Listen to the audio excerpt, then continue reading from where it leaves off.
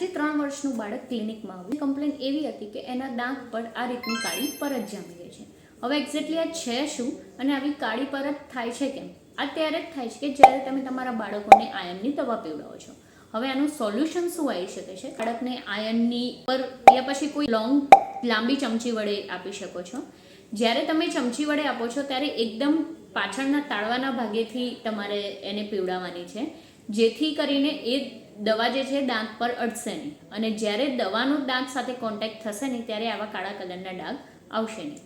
હવે બીજી ટ્રીક એવી છે કે આયર્નની સિરપને તમે લીંબુ પાણી યા પછી કોઈ પણ જાતના ફ્રૂટના જ્યુસની અંદર ડાયલ્યુટ કરીને સ્ટ્રો વડે તમે એને આપી શકો છો. આનાથી 2 ફાયદા થશે. એક તો વિટામિન સીનું પ્રોપર એબ્ઝોર્પ્શન થશે, અને બીજું કે આયર્ન કે જે તમારા બાળકના દાંત પર જે લાગતું હશે એ હવેથી લાગશે નહીં, જેથી બ્લેક કલરના સ્ટેઇન થશે નહીં.